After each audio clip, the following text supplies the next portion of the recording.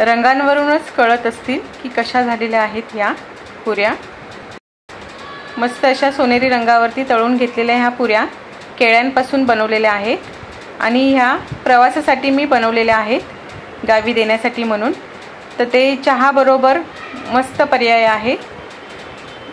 Toast, butter किंवा इतर बिस्किटांची वगैरे गरज नाही। ह्यात 2 वेलच्या आहेत, त्या चेचलेल्या होत्या, 2 चमचे बडीशेप आणि 1 चमचा जिरं। गोडामध्ये जिरं असेल आणि बडीशेप असेल तर थोडी छान टेस्ट लागते। आता मी ही वेलची आणि जायफळ थोडंसं चेचून घेतलेलं होतं साखर घालून। आता हे थोडंसं जाडसर असं खलबत्त्याने चेचून घेणार आहे। थोडंसं हे जाडसरच ठेवलेलं आहे, म्हणजे हे दाताखाली आलं क्रंचीनेस त्याचा छान लागतो। थोडंसं दाताखाली आलं जिरे किंवा बडीशेप तर छान टेस्ट लागते, म्हणून जाडसरच ठेवलं आहे मी हे। इथे अर्धा पेला रवा घेतलेला आहे। हा मीडियमच रवा आहे, बारीक रवा असेल तरी पण चालेल।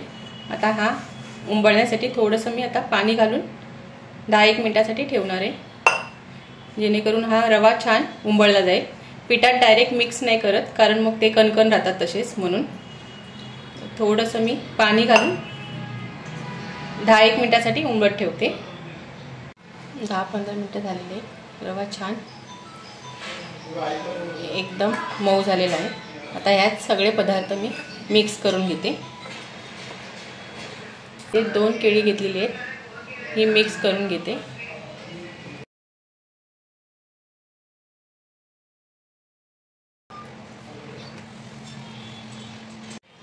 छान स्मॅश करून घेते।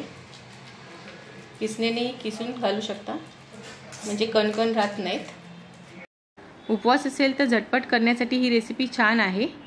आणि केळी असतील आणि केळी जर पिकत असतील तर ही अशी रेसिपी करून तुम्ही छान त्याचा वापर करून घेऊ शकता। त्यात मी सगळे पदार्थ टाकत जाते।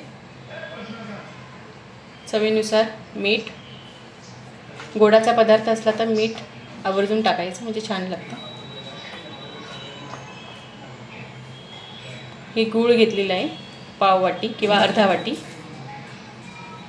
केळी गोड असतात, आता ही गुळाची पावडर घेतलेली आहे। तुम्ही साखर वापरायची असेल तर साखरही वापरू शकता, पण ही हेल्दी रेसिपी होणार म्हणून मी गुळाची पावडर घेतलेली आहे। साधा गुळही वापरू शकता।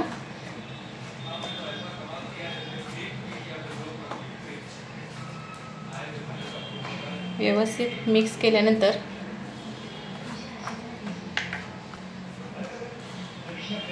ओलं खोबरं,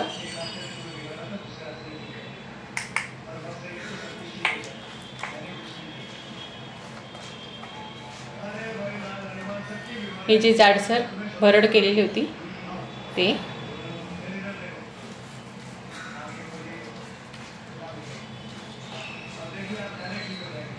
तीळ 2 मोठे चमचे,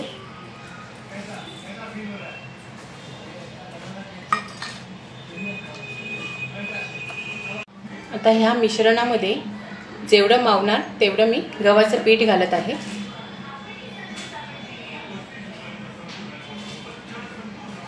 ते थोडं थोडं घालते, म्हणजे अंदाज येईल मला।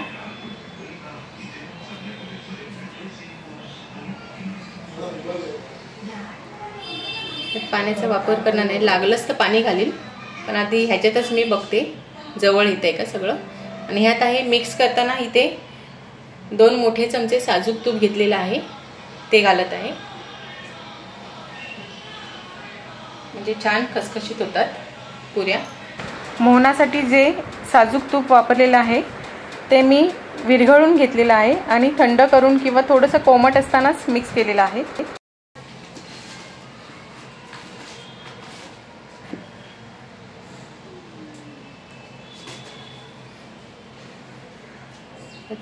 अजून अर्धा कप गव्हाचं पीठ घातलेलं आहे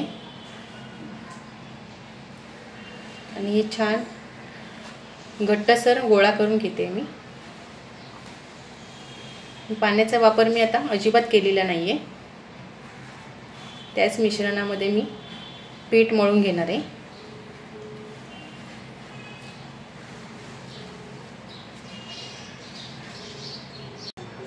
थोडंसं तेल लावते, पुन्हा मळून घेते। आणि हे आता 10 मिनिटांसाठी मी झाकून ठेवणार आहे, म्हणजे छान मुरतं पीठ.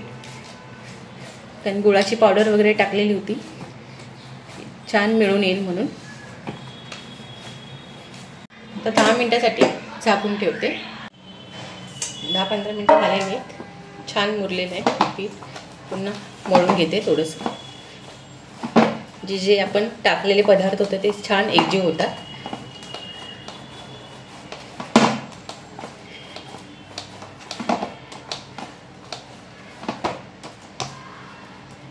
आता ह्याचे गोळे करून घेते मी छोटे छोटे.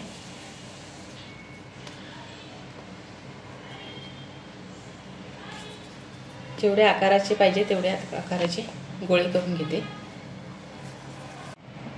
आता ह्याला तेल लावायची पण गरज नाही किंवा पीठ लावायची गरज नाही, असेच लाटून घ्यायचे. मस्त छान लाटले जातात. थोडेसे जाडसरच ठेवायचे, एकदम पातळ पण नाही आणि एकदम जाडसर पण नाही.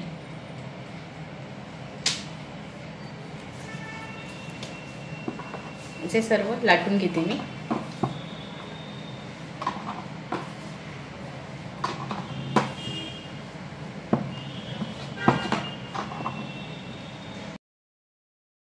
अशा सर्व पुऱ्या लाटून घेतल्या. पुऱ्या तळण्यासाठी आता मी इथे तेल तापत ठेवत आहे. आता ह्या पुऱ्या मीडियम फ्लेमवरती तळून घेणार आहे. आणि जास्त फास्ट फ्लेमवरती तळू नका किंवा स्लो फ्लेमवरती तळू नका. स्लो फ्लेमवरती तेल जास्त पितात पुऱ्या आणि फास्ट फ्लेमवरती करपण्याची शक्यता असते, कारण गूळ घातलेला आहे म्हणून. मस्त अशा गरगरी फुललेल्या आहेत. आणि थोड्याशा ह्या पुऱ्या लालसरच होणार, कारण गुळाचा वापर केलेला आहे म्हणून.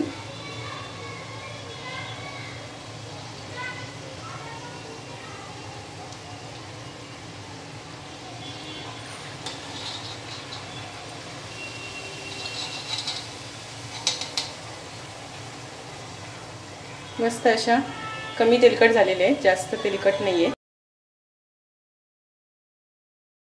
अशा सर्व पुऱ्या मी तळून घेते. अशा पुऱ्या बनवल्या तर छान आठवड्याभर राहतात. आणि जर मुलांच्या टिफिनमध्ये जर द्यायची झाली तर छान मस्त पर्याय आहे, हेल्दी रेसिपी आहे. तर नक्कीच तुम्ही बनवून बघा ही रेसिपी. मस्त अशा सोनेरी रंगावरती तळून झालेल्या आहेत सर्व पुऱ्या. आणि ह्या पुऱ्या थंड केल्यानंतरच हवाबंद डब्यामध्ये ठेवा, गरम असताना ठेवू नका.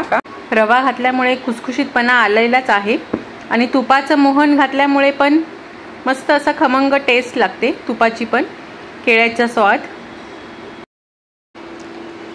ह्या पुऱ्या अशा तळलेल्या खमंग अशा छान झालेल्या आहेत. एक पुरी तोडून दाखवते. मस्त असे खुसखुशीत आणि एकदम तोंडात टाकताच विरघळणाऱ्या अशा झालेल्या आहेत. आणि ती खाताना प्रत्येक बाईटमध्ये वेगवेगळी अशी टेस्ट येते. तिळाची येते टेस्ट, मस्त बडीशेप अशी तळलेली, जिरे, गुळाचा वापर योग्य प्रमाणात केल्यामुळे थोडंसं किंचित असं गोडसर लागतात. कारण नॅचरल ही केळ्याची टेस्ट येण्यासाठी मी गूळ थोडासा कमी घातलेला आहे, त्याच्यामुळे त्याच्यावर हावी होत नाही गोडवा तो, आणि उत्तम चवीचे झालेले आहेत.